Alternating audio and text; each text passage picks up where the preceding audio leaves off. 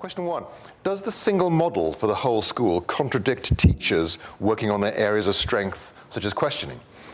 Well, the whole idea of the single model was that it was both tight and loose. So it's loose enough to allow individual teachers to work on their areas of strength, but at the same time it's tight enough to ensure that all teachers are working on areas that are likely to be productive. So we don't tell teachers they have to work on questioning, we tell teachers they have to work on AFL, but the idea is that it's loose enough to allow each teacher to find something that they want to work on, but tight enough to make sure that what they do is likely to be beneficial to their students. There's a question here about curriculum, and I want to emphasize this idea that what we've been talking about today is about pedagogy. It's completely independent of curriculum.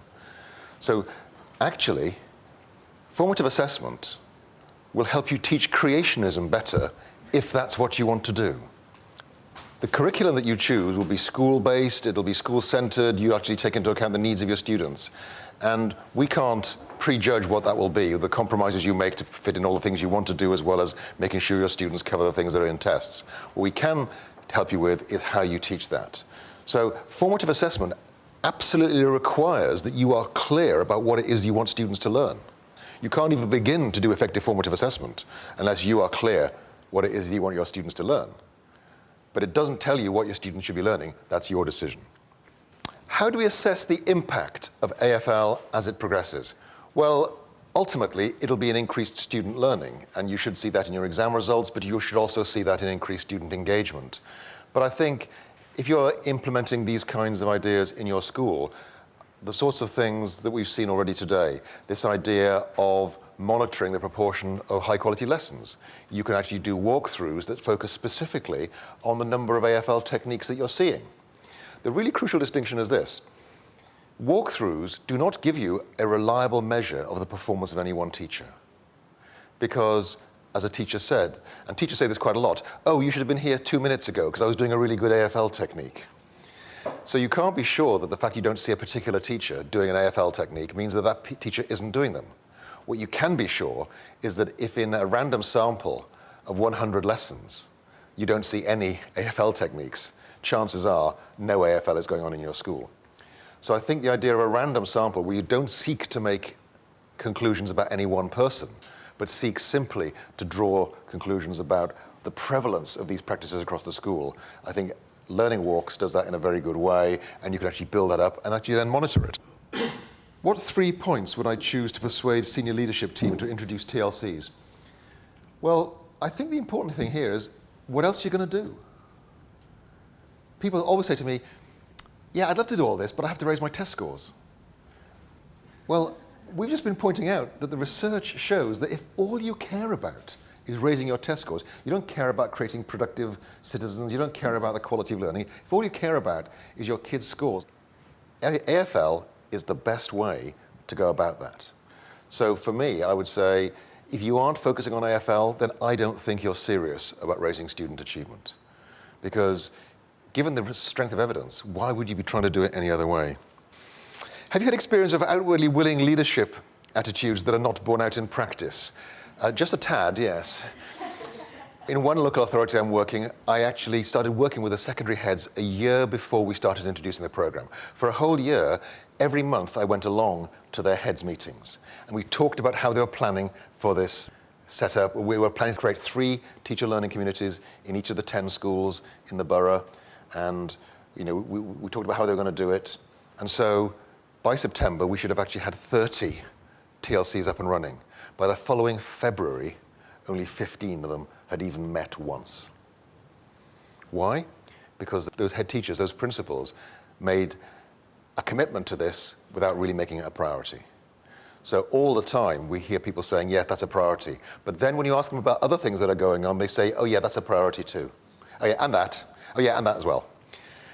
So the difficulty is to get this to the top of the agenda and to say, actually, this is the thing we're going to do. Who should lead a TLC? I think this is a very interesting question. People are very much more concerned about the leadership of TLCs than I think they need to be, because I think it's the wrong model of leadership. I think if you're worried about having enthusiastic, charismatic people leading TLCs, you are locked in the wrong model of professionalism. My view of teachers is that every teacher is a professional. and they should have their own personal professional development plan. They're the ones who know what's going to work best for them. What they need is the support of their colleagues. So the person who's leading the TLC does not have to be the source of ideas. Everybody in the group is equally responsible. And the more of a leading role one person takes in that TLC, the more everybody else can take a back seat and relax. And so what we're saying is that the people who should be leading these TLCs need good chairing skills. They need to actually make sure that a room is booked, that biscuits are brought, that there's tea and coffee available, making sure the agenda is stuck to, making sure that different people get a chance to speak. Those are the really essential skills, because if you do any more than that, you're saying that you have all the answers, and nobody does. So I think that this model of professional development has got much more in common with Alcoholics Anonymous than it has with traditional models. It's actually not one person leading the others, it's everybody helping to solve everyone's problems. And I think that's an important idea. And I find it quite interesting how difficult it is for people to actually get the old ideas out of their heads.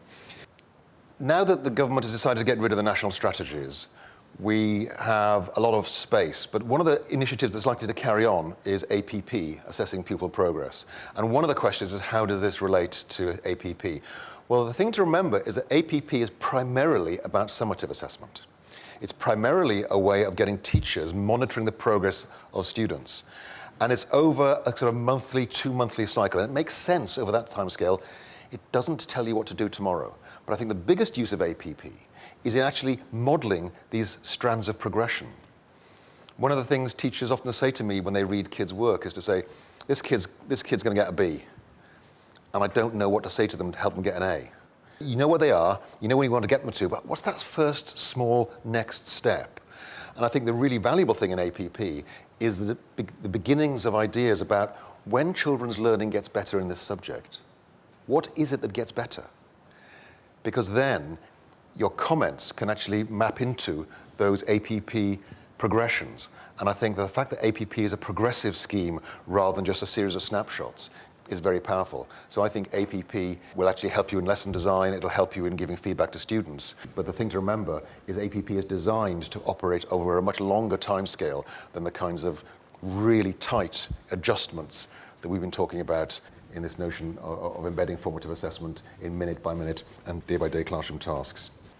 You've talked a lot today about how we improve learning by improving teacher quality, but you've also touched on the idea that the work that teachers do within the teacher learning communities should focus on their strengths. Shouldn't they really be focusing on their weaknesses?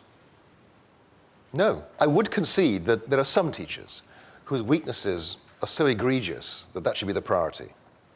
But for most teachers, I think their students will probably benefit more by the teacher becoming really exceptional at the things they already do well. And that's ultimately really an empirical question. So I think it's a balancing act. But I think that what I'm against is this notion that we try to bring everybody to the same level. I think that what we do know about teaching is that any attempt to codify expertise in teaching has failed. So when we look at what makes excellent practice, we come up with these lists of what excellent teachers do. And we suddenly find teachers who don't do any of that stuff and are brilliant. And so, in a way, I want to restore the eccentricity and the characterfulness of teaching, which I think got a little pushed out by the national curriculum and the national strategies. So I want to restore that quirkiness, because that actually is probably going to lead to better learning. That's certainly the experience we've got from the very few studies we've got that actually relate teacher characteristics to student progress.